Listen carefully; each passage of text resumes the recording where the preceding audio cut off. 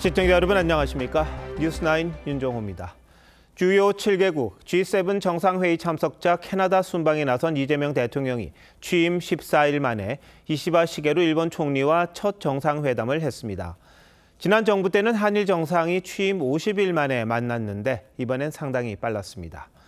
이 대통령은 이시바 총리와 북한 문제를 포함한 지정학적 위기에 대응하기 위해 한미일 공조를 지속적으로 발전시켜 나가자는 데 뜻을 같이 했습니다. 이번 회의에서 트럼프 대통령은 만나지 못했지만 취임한 지 얼마 되지 않아 다자 외교 무대에 곧바로 나선 이 대통령이 앞으로 실용 외교를 어떻게 펼칠지 경험을 쌓는 데는 충분했다는 평가입니다. 이 대통령은 1박 3일 일정을 마치고 귀국 중인데 오늘 첫 소식, 캐나다 순방을 동행 취재하고 있는 서주민 기자가 보도합니다. 먼저 기다리던 이재명 대통령이 이시바 시게루 일본 총리를 맞이합니다. 이 대통령은 취임 14일 만에 이루어진 한일 정상회담에서 일본은 앞마당을 같이 쓰는 이유처럼 뗄래야 뗄 수 없는 관계라고 했습니다. 차이들을 넘어서서 한국과 일본이 여러 면에서 서로 협력하고 서로에게 도움되는 관계로.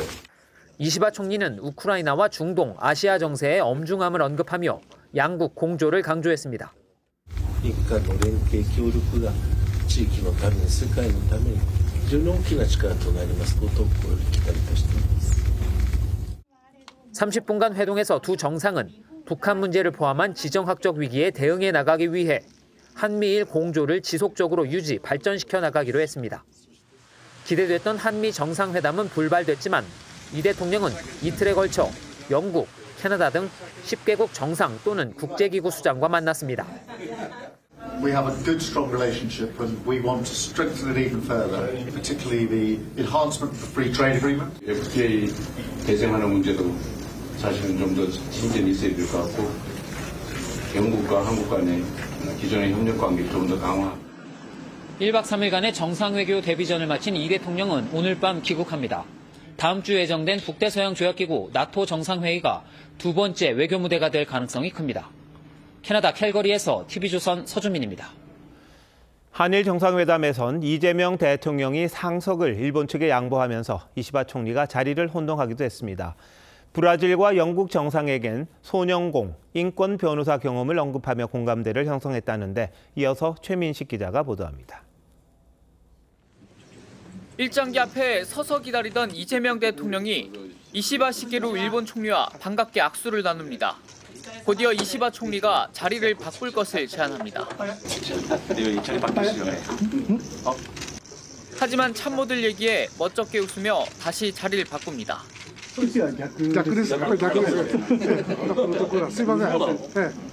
결국 이 대통령은 일장기 앞, 이시바 총리는 태극기 앞에 앉아 회담을 이어갔습니다. 외교 관례상 양국 회담은 주재국을 번갈아 맡고 그에 맞춰 국기와 자석을 배치하는데 대통령실은 이 대통령이 이시바 총리를 예우하기 위해 상석을 양보했다고 설명했습니다. 이 대통령은 다른 나라 정상들과의 회담에선 자신의 이력과 경험을 소개하며 친분을 쌓았습니다. 10대 시절 공장 사고로 손가락을 잃은 브라질 룰라 대통령에겐 소년공 시절 장애를 얻게 된 사연을 꺼냈고 인권 변호사 출신인 영국 스타머 총리에겐 같은 이력을 강조했습니다. 캐나다 카니 총리에겐 6.25 전쟁 때 대한민국이 진 빚을 갚겠다고 했습니다. 캐나다는 파병을 통해서 도와주기도 했고 전 세계에 대한민국 빚진 것을 갚아야 될 때가 됐습니다. Very good. Excellent. Thank you very much. 다만 우크라이나 젤렌스키 대통령과는 대화 없이 악수만 나눴습니다. 한미일 3국은 이재명 정부 출범 이후 처음으로 북한의 핵미사일 억제를 위한 연합공중훈련을 실시했습니다. 3국의 연합공중훈련은 지난 1월 이후 5달 만입니다. TV조선 최민식입니다. 국정기획위원회의 정부 조직 개편 논의와 맞물려 통일부 명칭도 바뀔 가능성이 있는 걸로 취재됐습니다. 범여권에선 통일 대신 평화, 남북, 교류 이런 명칭을 넣자는 주장이 꾸준히 제기되어 왔는데 이 대통령도 공감한 바가 있습니다. 다만 북한의 두 국가론에 끌려가는 게 아니냐 이런 반론은 있습니다. 황정민 기자의 단독 보도입니다. 통일부는 1969년 국토통일원으로 시작해 통일원을 거쳐 1998년 통일부가 됐습니다. 27년 동안 명칭이 유지되었는데 국정기획위원회에서 이를 변경하는 방안이 거론되는 걸로 알려졌습니다. 국정기획위 관계자는 통일부가 제 기능을 하지 못하고 있는 상황에서 충분히 생각해 볼 수 있는 사안이라며 논의 테이블에 올릴 계획이라고 전했습니다. 변경될 경우 명칭으로는 통일 대신 평화나 남북 등의 단어를 넣는 방안이 거론되는 걸로 알려졌습니다. 이재명 대통령도 3년 전 대선 당시 명칭 변경에 공감을 표한 바 있습니다. 실현 가능한 사실상의 통일 그런 상태를 만드는 것이 실질적으로 헌법이 정하는 통일에 이르는 길이겠다. 이번 대선에선 민주당 경선에 나섰던 김경수 전 지사가 평화협력부란 명칭을 제안한 바 있습니다. 다만 3년 전과 지금은 북한의 대남 노선이 완전히 바뀐 상황이라 자칫 잘못된 신호를 줄 수 있다는 우려가 나옵니다. 김정은 위원장은 2023년 말부터 적대적 두 국가론을 내세우며 통일을 전면 부정하고 있습니다. 북한을 따라가는 그런 비판의 소지가 있단 말입니다. 통일부 장관 지명이 유력한 정동영 의원은 명칭 변경에 대해 판단을 유보했고 국정기획위는 아직 정식 검토하는 단계가 아니라고 했습니다.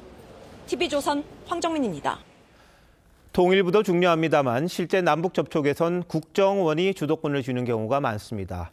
이종석 국정원장 후보자에 대한 인사청문회가 내일 진행되는데 이 후보자의 대북관을 놓고 정보기관 수장으로 적절하냐는 지적이 적지 않습니다. 예전에 김정은을 실용주의자로 평가했던 이 후보자가 북한의 3대 세습에 대한 질문엔 어떤 답을 내놓았는지 이채림 기자가 단독 취재했습니다.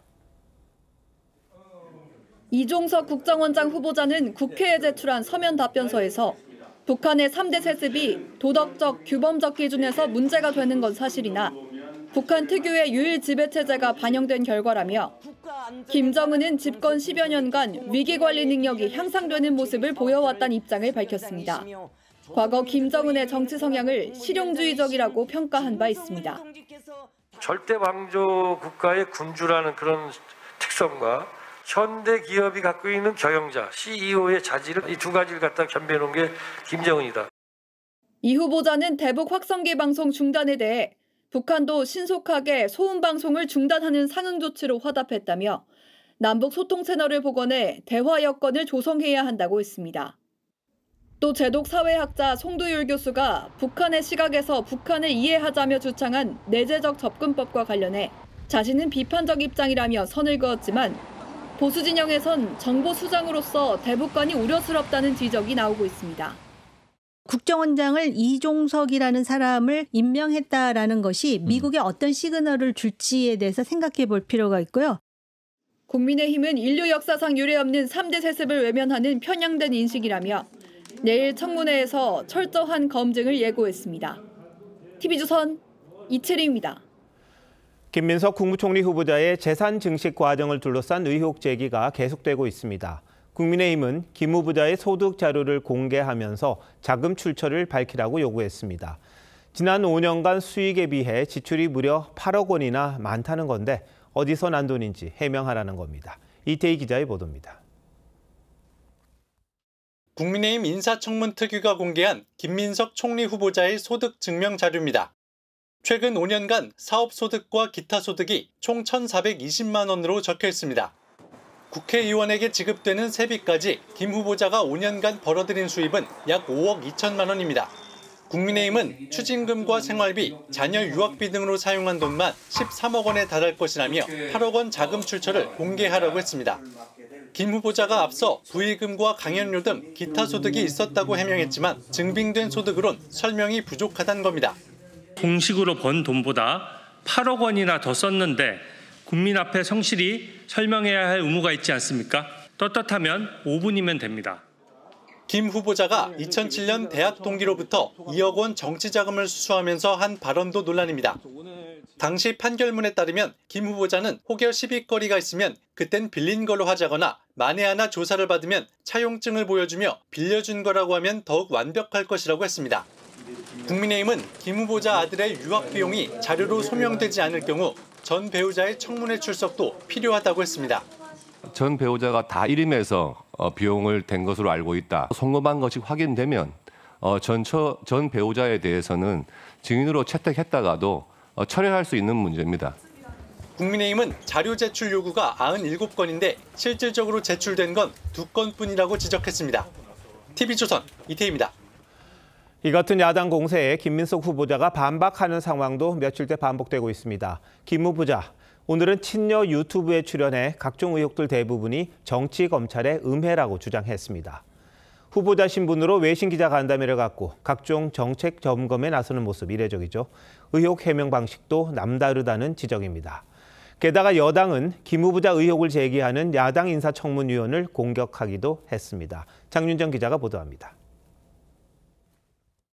지난 13일부터 매일 SNS를 통해 사적 채무 변제 과정 등을 해명해온 김민석 총리 후보자가 오늘은 김어준 씨 유튜브에 직접 출연했습니다. 20년 전 자신을 둘러싼 정치자금 관련 사건에 대해 무혐의로 종결된 허위 투서 사건이라며 정치검찰과 이른바 지라시의 협잡 카르텔이라고 주장했습니다. SK그룹으로부터 불법 정치자금을 받아 유죄를 선고받은 사건도 정치검찰에 당한 거라고 했습니다.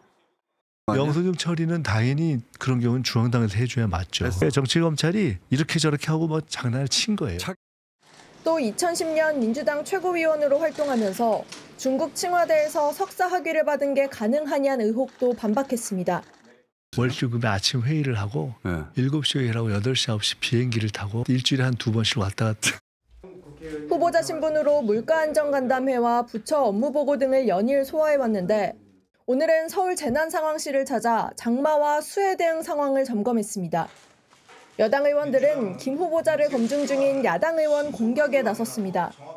국민의힘 주진우 의원 아들의 7억 원대 재산을 문제 삼은 건데 주 의원은 고령인 할아버지가 증여해 증여세까지 모두 납부한 거라며 민주당 의원들을 허위사실 유포 혐의로 형사고발하겠다고 했습니다. 국민의힘에선 인사청문특위위원을 되려 검증하는 물타기 공세란 비판이 나왔습니다. TV조선 장윤정입니다. 중동 소식입니다. 트럼프 미국 대통령이 이란을 향해 최고 지도자 제거 가능성까지 언급하며 최후 통첩을 했습니다. 협상이냐 군사적 해결이냐 이란 핵 문제를 어떻게 풀지를 놓고 중대한 변곡점에 들어선 겁니다. 이스라엘은 이란에 미사일을 퍼부으며 엿새째 공습을 이어갔습니다. 김자민 기자입니다. 이른 새벽 테헤란의 미사일 공장에서 폭발과 함께 연기가 치솟습니다. 이스라엘군이 전투기 50여 대를 출격시켜 이란 내 군사 목표물을 타격했습니다. 트럼프 대통령이 이란의 무조건적 항복을 요구하자 기다렸다는 듯 대대적 공격에 나선 겁니다. 앞서 트럼프 대통령은 이란 최고 지도자 하메네이가 어디에 숨어 있는지 정확히 알고 있고 인내심이 점점 줄어들고 있다며 압박했습니다. G7 정상회의 도중 급거 귀국해 국가안보팀과 80분 넘게 가진 회의에선 미국의 직접 개입 여부를 집중 논의한 것으로 알려졌습니다. 미 언론은 트럼프가 미군 자산을 활용해 이란 핵시설을 공격하는데 점점 긍정적인 입장을 보이는 반면 외교적 해법에는 시큰둥해지고 있다고 전했습니다. They should have done the deal. I told them do the deal. So I don't know. I'm not too much in a mood to negotiate. 이란 지하 핵시설을 파괴할 수 있는 벙커버스터 지원을 놓고 고심 중이라는 건데 벤스 부통령도 대통령이 이란의 우라늄 농축을 끝내기 위한 추가 행동을 결단할 수 있다고 밝혔습니다. In the case of the massive ordnance penetrator, it is the only weapon in anyone's arsenal globally that's able to successfully target and potentially even eliminate facilities like Fordo. 외신들은 미군이 최근 중동 지역에 항공모함 니미츠호를 파견하고 F-35 등 전투기 등을 추가로 배치했다고 전했습니다. TV조선 김자민입니다. 이란의 최고 지도자인 하메네이는 전투는 시작됐다고 선언한 데 이어 영상연설을 통해 미국은 이란 국민이 항복하지 않을 걸 알아야 한다고 맞받았습니다. 하지만 30년 넘는 철권 통치에 대한 불만이 적지 않은 데다 이스라엘의 공격으로 권력 측 공백마저 생기면서 종교 지도자가 최고 권력을 휘두르는 현 체제 자체가 위기에 놓였다는 관측도 있습니다. 변재영 기자가 보도합니다. 시뻘건 불길을 내뿜으며 미사일이 솟구칩니다. 이란 혁명 수비대가 이스라엘의 맹공을 예고한 뒤 추가 공습을 단행했습니다. 극초음속 미사일을 동원했다고도 주장했습니다. عملیاتی که تاکنون اجرا شده صرفاً هشدار برای بازدارندگی بوده است. و عملیات تنبیهی به زودی اجرا خواهد شد. 은신 중인 이란 최고 지도자 하메네이는 전투가 시작됐다며 강한 응징을 선언했습니다. 이란은 중동 지역 내 미군 기지를 보복 공격할 가능성도 열어두고 있는 것으로 알려졌습니다. 이슬람 20개국도 이란에 대한 공격을 멈춰야 한다며 목소리를 냈습니다. 하지만 하메네이의 철권 통치 앞날은 불투명하다는 전망이 많습니다. Nuclear program and the missile program, legit, military targets. If they start to go after leadership targets, that signals that they are seeking regime change. 앞서 이스라엘은 하메네이가 은신처에서 체포된 사담 후세인 전 이라크 대통령과 같은 운명을 맞을 수 있다고 경고했습니다. כדאי שיזכור מה עלה בגורלו של הדיקטטור במדינה השכנה לאיראן שהלך בדרך הזאת נגד מדינת ישראל. 수도 테헤란은 휴업과 대피 행렬로 연일 혼란이 가중되고 있습니다. 일각에서는 50년 가까이 이어진 이란의 신정일치 체제가 존립 기로에 섰다는 분석이 나옵니다. TV조선 변재영입니다. 검찰은 김건희 의혹 특검이 본격 활동에 들어가기 전 김 여사를 대면 조사하기 위해 출석을 거듭 요구하고 있습니다. 김 여사는 대선 전에는 명태균 수사팀에 지난 13일 출석하겠다고 했었지만 대선 직후 특검 법안이 통과되자 중복 수사를 이유로 입장을 번복한 걸로 확인됐습니다. 주가 조작 의혹을 재수사 중인 서울고검은 김 여사가 시세 조정 정황을 인식하고 있었다는 녹취 수백 개를 확보했습니다. 도대체 그동안 검찰이 뭘 했던 건지요? 이광희 기자가 보도합니다. 김건희 여사는 대선 전 서울중앙지검 명태균 의혹 수사팀에 6월 13일 출석하겠다는 입장을 전했습니다. 하지만 대선 직후 김건희 의혹 특검법이 통과되자 입장을 바꿨습니다. 김 여사 측 관계자는 특검이 출범한 만큼 중복 수사가 된다고 밝혔습니다. 도이치모터스 주가 조작 의혹을 재수사 중인 서울고검도 최근 김 여사에게 출석을 통보했습니다. 서울고검은 지난달 말 미래에셋증권을 압수수색해 수백 개 통화 파일을 확보했습니다. 계절을 맡기고 40%의 수익을 주기로 했다, 수익 배분이 과도하다 등 김 여사가 주가 조작 사실을 알고 있었다는 정황이 담긴 것도 있습니다. 지난해 10월 김 여사를 무혐의 처분한 서울중앙지검 수사팀은 확보하지 못했던 자료입니다. 시세 조정 범행을 인식 또는 예견하면서 계좌 관리를 위탁하거나 직접 주식 거래를 하였다고 보기 어려워 금일 피의자에 대해 혐의 없음 결정을 하였습니다. 검찰이 그동안 권력 눈치를 보면서 봐주기 수사, 부실 수사를 했다는 비판이 나옵니다. TV조선 이광입니다. 민중기 김건희 의혹 특검이 김 여사 사건을 수사 중인 서울고검과 중앙지검, 남부지검을 돌며 지휘부를 면담했습니다. 본격 수사에 앞서 진행 상황을 파악하고 인력 파견을 협의한 겁니다. 내란 특검과 해병대원 특검도 이번 주 내로 특검보 인선을 마칠 걸로 보입니다. 특검 수사가 상당히 빨리 진행되고 있습니다. 조윤정 기자의 보도입니다. 민중기 김건희 특검은 도이치모터스 주가 조작 연루 의혹 재수사를 지휘하는 박세현 서울고검장을 만나 수사 상황을 파악하고 파견받을 인력에 관해 협의했습니다. 넘겨받을 사건에 관해서 얘기를 나눴고요. 파견해 줄 수 있는 검사님들 그리고 수사관님들에 관해서 얘기를 나누고 이어 서울중앙지검과 서울남부지검을 차례로 방문해 명태균 의혹과 건진법사 의혹을 수사 중인 지휘부를 면담했습니다. 김 여사를 수사하는 세계검찰청 방문엔 어제 임명된 특검보 4명도 동행했습니다. 이명현 해병대원 특검은 서초동 빌딩 3개층을 빌리기로 하고 군 내부 사정을 잘 아는 법조인들로 특검보 후보 8명을 추리고 있습니다.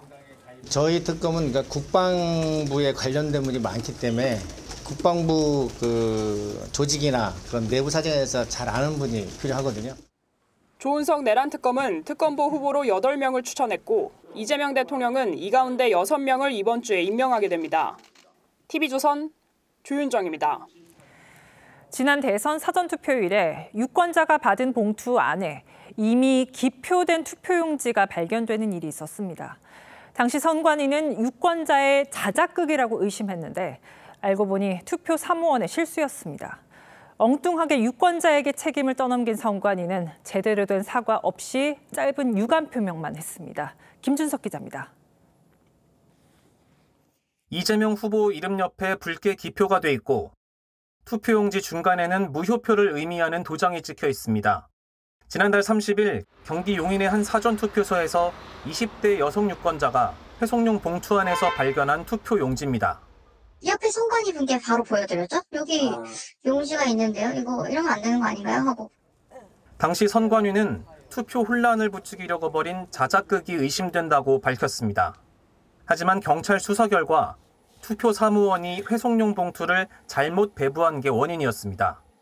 회송용 봉투 2개를 받은 유권자가 빈 봉투가 아닌 자신이 투표한 용지를 넣은 봉투를 잘못 반납한 건데 선거 사무원은 확인하지도 않고 반납한 봉투를 뒤에 온 20대 여성 유권자에게 건넨 겁니다.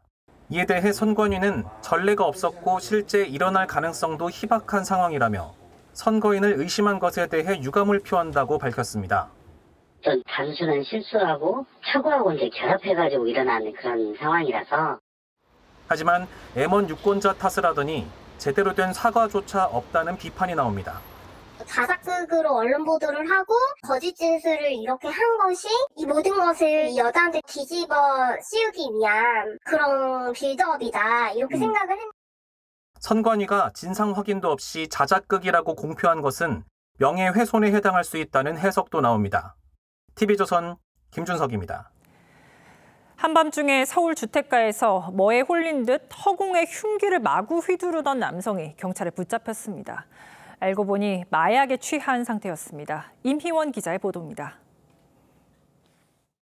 깜깜한 밤 주택가 골목에 나타난 남성이 아무도 없는 뒤를 돌아보고 팔을 마구 휘두릅니다.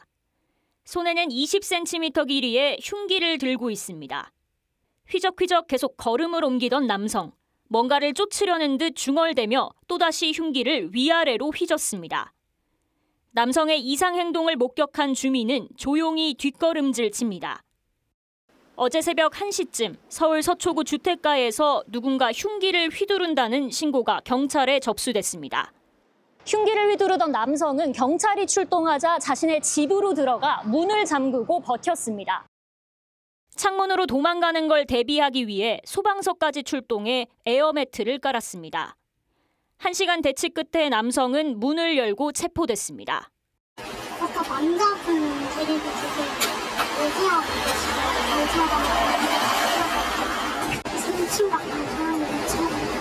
곧바로 실시한 마약 간이 검사에서 양성 반응이 나왔습니다. 환각 상태에서 흉기를 들고 이상 행동을 벌였던 겁니다.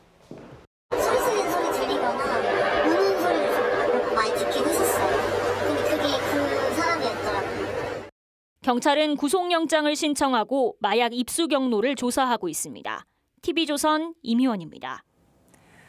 휴가 나온 군인 등 남성 3명이 마당에 묶여있는 반려견들에게 비비탄 수백 발을 난사했습니다.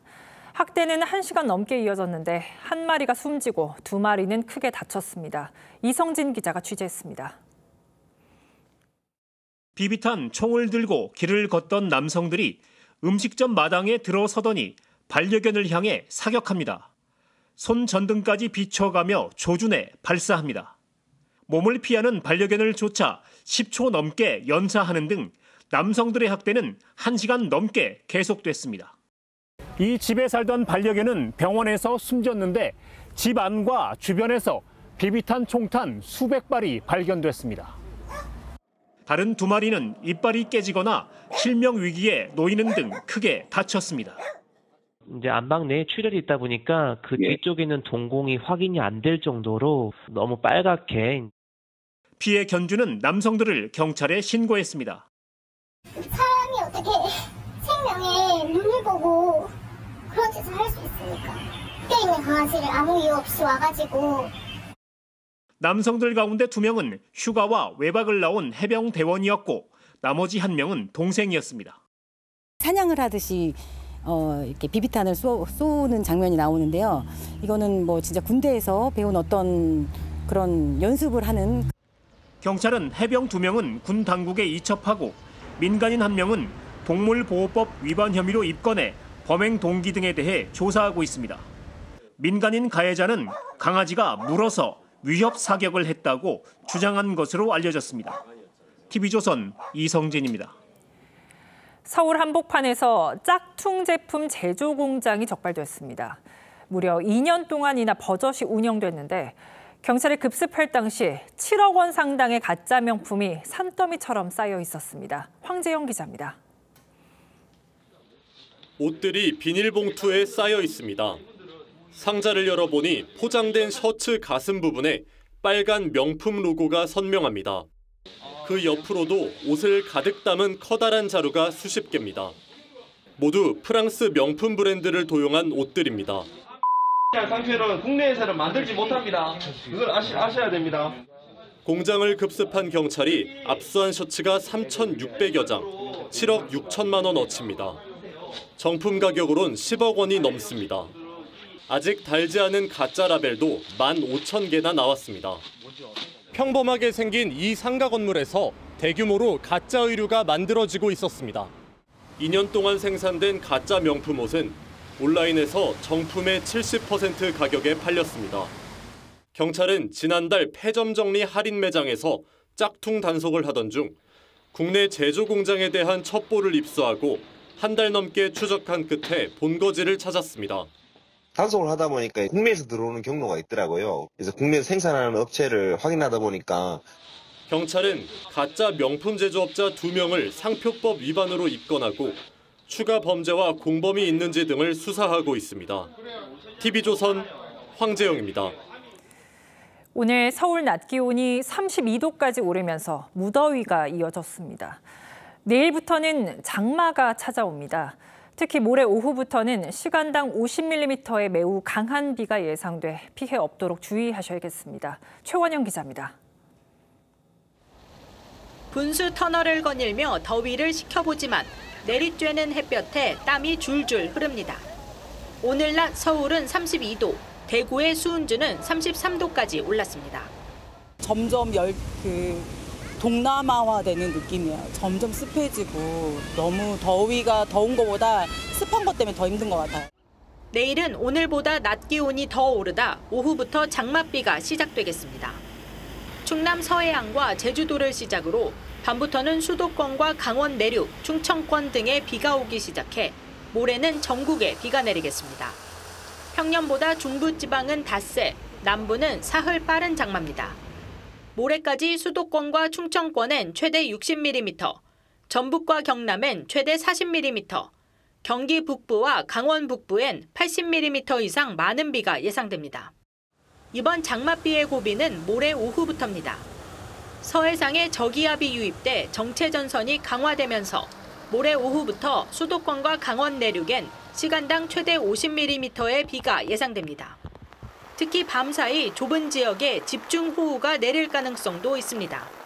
특히 20일 밤사이 남북으로 폭이 좁은 띠 형태의 구름대에서 짧은 시간에 강한 비가 내릴 수 있으니 유의하기 바랍니다. 일요일부터 정체전선이 제주와 남해 쪽에 머물며 이 지역에 비를 뿌리다가 25일쯤 다시 북상할 전망입니다. TV조선 최연행입니다. 45년 전 강원도 고성 앞바다에서 해경 경비정이 침몰해 17명이 실종되는 사고가 있었습니다. 당시엔 인양 기술과 예산이 없어서 유해도 수습하지 못했는데 올해 예산을 확보하면서 인양 작업에 탄력이 붙게 됐습니다. 이승훈 기자입니다. 한 남성이 배 위에서 해군의 탐색 작업을 지켜봅니다. 45년 전인 1980년 1월 23일 새벽, 다른 경비정과 충돌한 뒤 침몰한 72 경비정을 찾는 겁니다. 남성의 형은 당시 침몰 사고로 다른 경찰관 등 16명과 함께 실종됐습니다. 한 분이라도 생존해 있을 적에 마무리를 지어줬으면 좋겠습니다. 45년 세월에 고등학생이었던 병주 씨는 환갑을 넘었고 순직 해경들의 부모님 34명 가운데는 이제 1명만 생존해 있습니다. 유가족들은 진상조사와 인양을 요구했지만 당시엔 기술도 예산도 없어 포기해야만 했습니다. 그러다 2019년에야 해경이 수색을 통해 침몰 위치를 찾아내면서 인양 가능성이 생겼습니다. 하지만 관련 예산이 국회에서 잇따라 삭감되며 다시 6년이 흘렀고 올해 예산이 확정되면서 인양을 위한 조사가 재개됐습니다. 선체 부식 정도 및 예인 가능한지의 여부 등 기초 자료를 탐색하는. 해경은 정밀 조사를 마치면 인양 가능성을 알아보기 위한 연구 용역에 나설 방침입니다. TV조선 이수훈입니다. 서울 아파트값이 치솟으면서 높은 분양가 때문에 외면받았던 미분양 아파트도 완판되고 있습니다. 또 경매시장에선 감정가보다 10억 원이나 더 비싸게 낙찰되는 현상도 벌어지고 있습니다. 윤서하 기자가 취재했습니다. 서울 동대문구의 한 타운하우스형 아파트 공사 현장입니다. 지난 2023년 청약을 했지만 높은 분양가와 불편한 입지 탓에 150세대 가운데 100세대 넘게 미분양이 났습니다. 하지만 올해 들어 주변 아파트 값이 치솟으면서 재개발 조합은 이례적으로 같은 분양가에 다시 파는 재분양을 결정했습니다. 조합은 집을 사려는 사람들에게 매수 의향서를 받은 뒤 심사까지 할 예정입니다. 위치가 너무 동떨어져서 미분양이 났었는데 이번에 다시 이제 재분양을 하는 거라 선착순으로 의향서 접수를 하는 거. 1년 가까이 3세대가 팔리지 않았던 서울 강동구의 한 신축 아파트도 이번 달 무순위 청약에서 287대 1의 경쟁률을 기록했습니다. 잠깐 주춤하다가 또 확 몰려서 무순위 반응도 좋고 지금 계약이 엄청 잘 나와요. 서울 미분양 아파트는 지난 1월 1,300세대가 넘었지만 석 달 만에 940여 세대로 줄었습니다. 지금은 더 줄었을 것으로 보입니다. 금리 인하와 공급 부족의 우려 등으로 집값이 뛰면서 높은 분양가나 입지 문제로 외면받았던 아파트들이 오히려 가격 경쟁력이 생기고 있습니다. 경매 시장에서도 감정가보다 낙찰가가 더 높은 매물이 속출하고 있습니다. 강남의 한 아파트는 31억 원의 경매가 나왔지만 이보다 10억 원이 높은 41억 원에 낙찰됐습니다. TV조선 윤서아입니다. 중국 전기차 업계가 재고로 쌓인 차들을 싼 값에 수출하는 이른바 밀어내기 수출에 열을 올리고 있습니다. 중국의 저가 공세에 글로벌 자동차 업계도 긴장할 수밖에 없는데 우리 완성차 업계는 안전성과 품질로 차별화에 나섰습니다. 유혜림 기자입니다. 시속 64km로 장애물에 부딪힌 차량. 전면은 완전히 으스러졌지만 실내는 온전히 보존됐고 승객들도 에어백의 보호를 받습니다. 미국 최고 권위의 차량 충돌 평가 모습인데 현대차 그룹이 글로벌 브랜드 중 가장 많은 15개 차종에서 우수 등급을 받았습니다. Our best business strategy is to continue to deliver high-quality, safety-focused vehicles with technology customers want and value. 국내 완성차 업계가 안전성에 집중하는 건 치열해진 글로벌 시장 상황 때문입니다. 과잉 생산과 수요 침체로 걷잡을 수 없이 재고가 쌓인 중국 전기차 업체들은 내수 시장에선 대규모 할인, 해외 시장에선 밀어내기식 수출로 출혈 경쟁에 나서고 있습니다. 这个月的20号左右，我们还将创造一个新的历史，成为中国首个出口超过500万辆这个大关的中国车企。 값싼 가격의 점유율은 늘고 있지만 안전에 대한 우려는 계속되고 있습니다. 샤오미의 신형 전기차 세단은 출시 3개월 만에 16중 추돌 사고를 냈고 비아디의 아토3는 유럽 안전도 평가에서 최하 등급을 받았습니다. 가격은 저렴하지만 품질에 대한 부분들, 안전 장치에 대한 것들은 글로벌 선진 시장 기준으로 봤을 때는 떨어지는 게 분명한 사실입니다. 중국의 저가 공세에도 지난달 우리나라는 역대 가장 많은 7만 5천 대의 친환경차를 수출했습니다. TV조선 유혜리입니다. 구글과 애플이 우리 정부에 정밀 지도를 해외로 반출할 수 있게 해달라고 요청했습니다. 해외 빅테크 기업들이 우리 지도를 달라고 하는 이유가 뭔지 김주영 기자와 따져보겠습니다. 김 기자, 두 기업이 우리 지도를 달라고 하는 이유가 뭡니까? 네, 이해를 돕기 위해서 구글 지도에서 지금 저희 스튜디오부터 경복궁까지 길 찾기를 해봤습니다. 경로를 찾을 수 없다고 나오는데요. 구글은 해외 기업이라 정부가 만든 수치 지형도, 즉 도로와 건물 좌표 정보를 사용하지 못하기 때문입니다. 쓰려면 정부 허가가 필요한데요. 이 때문에 2007년 구글을 시작으로 여러 해외 기업들이 지도 사용을 요청해 왔고요. 올해는 구글과 애플이 또다시 신청을 한 상태입니다. 그런데 구글 지도에서도 위성 사진은 볼 수 있잖아요. 우리 기업들이 쓰는 지도랑은 다른 겁니까? 네, 국내 네이버 지도와 구글 지도를 비교해보면요. 네이버 지도는 정부의 자료를 활용해서 높은 해상도로 도로와 건물, 대중교통까지 명확하게 표시되고요. 대신 주요 국방시설이 숲처럼 위장되어 있습니다. 반면 민간업체의 위성사진을 사용하는 구글은 상대적으로 해상도가 낮고 보안시설에 대한 블러 처리는 되어 있지 않습니다. 네, 아무래도 정부가 반출을 반대해왔던 건 보안 때문이겠죠? 네, 그렇습니다. 우리 정부는 정부가 사전에 블러나 위장 처리를 해놓은 데이터를 제공할 수 있다는 입장이고요. 보안시설이 노출되면 바로 시정 조치를 할 수 있도록 데이터 서버를 한국에 만들라고 요구했습니다. 최근 구글 지도에 우크라이나 비밀 군사시설이 공개됐는데 삭제 조치가 늦어져서 러시아에 타깃이 된 적이 있었는데요. 우리 정부로서는 이런 사태를 우려하는 겁니다. 어쨌든 우리 정부를 설득해야 하는 기업 입장에서는 어떤 조건들을 제시하고 있습니까? 네, 전보다 기류가 많이 바뀌었는데요. 특히 애플 쪽이 그렇습니다. 구글은 여전히 한국에 데이터 센터를 만드는 건 불가능하고 보안시설을 가리는 것도 직접 하고 싶다는 입장인데요. 반면 애플은 일단 데이터를 한국, 미국, 싱가포르 세 곳으로 최소화해서 반출하겠다고 했고 우리 정부가 요청한 대로 보안 처리가 된 지도를 티맵에서 받아서 쓰겠다는 입장입니다. 네, 현재 미국의 관세 전쟁도 벌어지고 있는 상황인데 이 지도를 이 갈등 해결을 좀 활용할 수도 있을 것 같습니다. 네, 미국 무역대표부가 2017년부터 한국의 지도 반출 제한을 무역 장벽으로 지목해 왔는데요. 트럼프 대통령의 관세 정책과 맞물리면서 협상 카드가 될 수 있다는 얘기가 나오고 있습니다. 국내에서도 이 지도 반출이 허용되면 외국인 관광객이 2027년까지 680만 명 더 들어올 거란 연구가 나오는 등 경제적 효과를 기대하는 목소리도 있습니다. 네, 그런데 좀 걱정되는 게 반출을 허용하게 되면 국내 산업들의 타격이 클까요? 네, 우리 공간정보 산업은 네이버, 티맵, 카카오 같은 국내 기업들이 주도하고 있는데요. 구글과 애플이 본격 진입하면 AI, 자율주행 등 여러 산업에서 주도권이 바뀔 거란 우려가 나오고 있습니다. 이미 프랑스와 일본 같은 경우엔 구글 지도가 들어오면서 자국 기업 매출이 급감하고 구글이 점유율을 80% 이상 가져가기도 했습니다.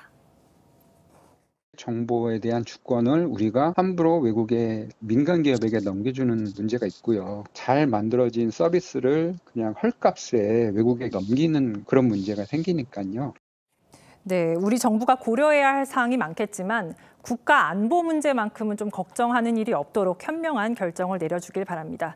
김 기자 잘 들었습니다.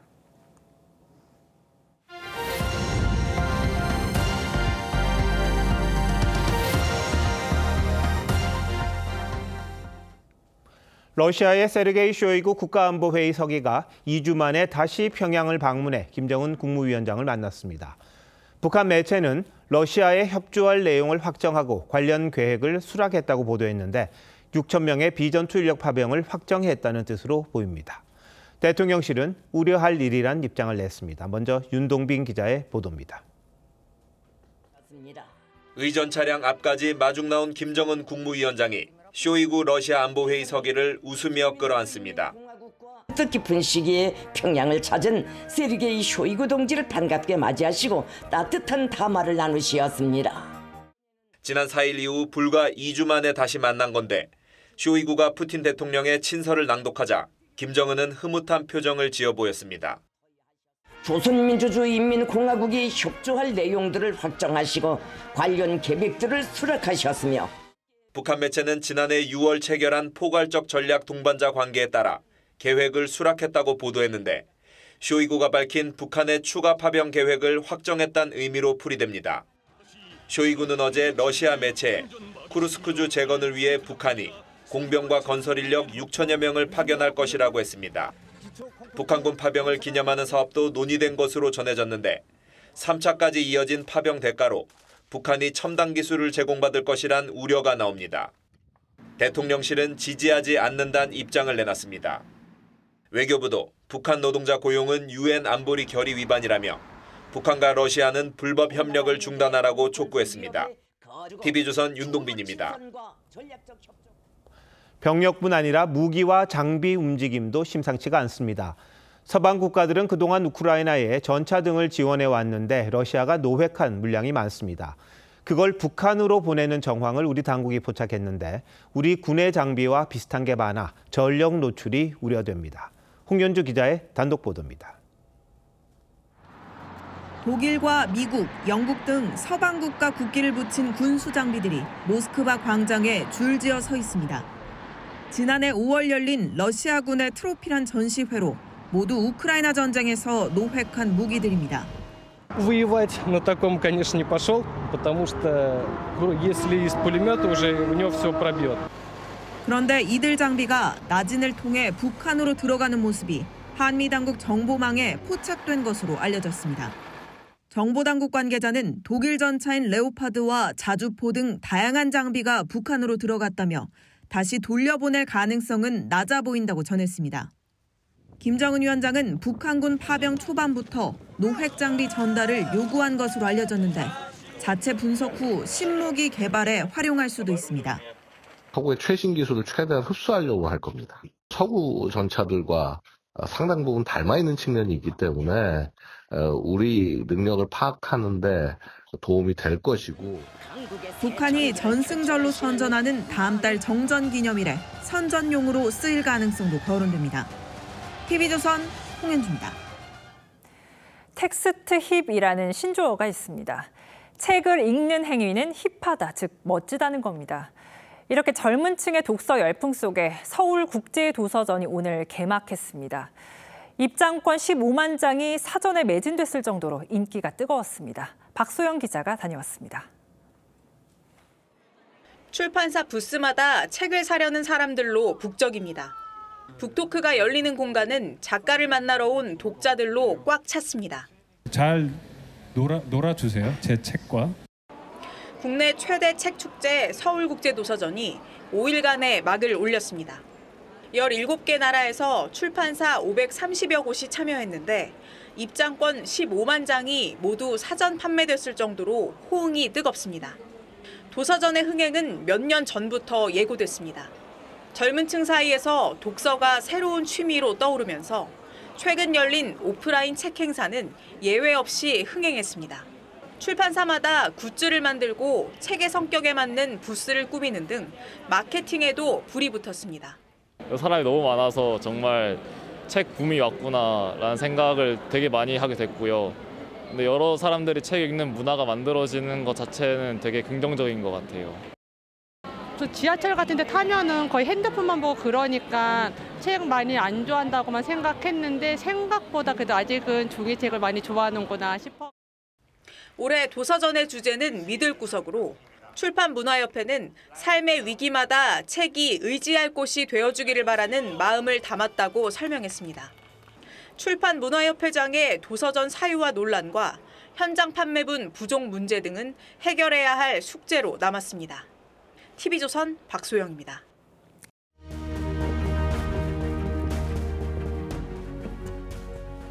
大王头痛是患风而起，病根在头颅中。如此说，孤所患的乃是不治之症。不，大王。然后用利斧砍开头颅，取出风弦。 편두통에 시달리던 조조에게 명의 화타가 뇌 수술을 권합니다. 근본적인 문제를 해결해야 병이 낫는다는 뜻이었죠.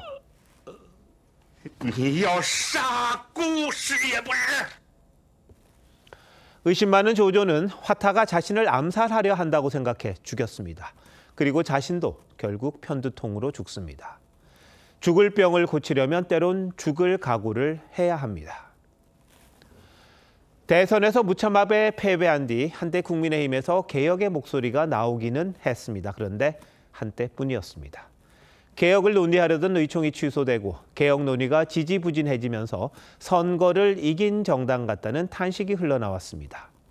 이번에 선출된 송원석 원내대표는 다시 변화와 쇄신을 약속했습니다. 변화와 쇄신이 필요하고 과거로 퇴행적인 그런 행위를 하는 것은 대단히 잘못된 생각이고 미래만 보고 가야 되고 국민만 보고 늘 생각해야 된다. 그러면서도 당 개혁을 주장해온 김용태 비대위원장의 5대 개혁안 당원 투표 사실상 거부했습니다. 답 없는 배지들 대신 당원들에게라도 물어서 윤석열 전 대통령 관련은 어떻게 할 것이고 대선 패배 원인이 뭔지 좀 따져보고 반성하자는데 아무 생각이 없어 보입니다. 혁신위를 꾸려 논의하겠다는데 탁상 공론으로 해결할 수 있을까요? 뭐라도 꿈틀대고 살아있다는 몸부림이라도 해야 할 판에 늘 지적받던 초식 공룡 버릇을 못 버리고 있습니다. 예전에는 다수당이라는 거대한 몸뚱아리라도 있었습니다만 이젠 쪼그라든 도마뱀급도 안 됩니다. 지난 주말 오세훈 서울시장과 국민의힘 김용태, 김재섭, 개혁신당 이준석 의원 등 젊은 의원들이 만났습니다. 이대로 가다가는 보수 진영 자체가 굉장히 위기를 혁신하고 개혁해야 한다라는 취지의 공감을 이뤘습니다. 이 모임에 대한 생각이 다 다를 수는 있습니다. 하지만 국민의힘에게 희망이 아예 없는 건 아닙니다. 30대 청년을 당 대표로 뽑았던 적도 있고 지난 대선 때 후보 교체 파동을 당심으로 막아냈습니다. 지난 대선에선 20대 유권자 55%가 범보수 후보에게 투표했다는 출구조사 결과도 있습니다. 자그마한 불씨라도 살려내 다음을 도모해야 합니다. 시인 신동엽은 4.19를 이렇게 얘기했었죠. 껍데기는 가라고. 4월도 알맹이만 남고 껍데기는 가라고 했습니다. 겉만 번지르르 하고 특정 지역에 매몰돼 우물안 개구리 같은 시야부터 넓혀야 합니다. 풍찬 노숙, 천막당사 그때로 돌아가 다 버리고 시작해도 갈 길이 멉니다. 민심을 거슬러서는 살아남을 방법이 전혀 없습니다. 6월 18일 윤정호의 앵커 칼럼, 천막대로 돌아가야였습니다.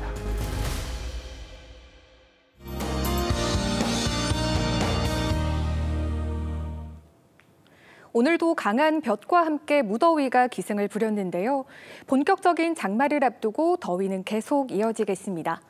내일 오후 서쪽 지역부터 비가 내리기 시작해 모레는 전국으로 확대될 텐데요. 예상 강수량은 경기 북부와 강원 북부에 최고 80mm 이상, 서울을 비롯한 그 밖의 중부지방에 20에서 60mm, 남부지방에 5에서 40mm의 비가 예상됩니다. 내일 오전까지 서해안과 남해안으로는 짙은 안개가 끼겠고요. 전국 하늘은 점차 흐려지겠습니다. 내일 아침 기온 서울과 창원이 21도로 출발하겠고요. 내일 한낮 기온 서울을 비롯해 전국 대부분 지역이 32도 안팎까지 오르겠습니다. 토요일 오후에 중부지방은 비가 잦아들겠지만 남부지방은 다음 주 초까지 이어질 전망입니다. 날씨였습니다. 6월 18일 수요일 뉴스9 마칩니다. 시청해주신 여러분 고맙습니다.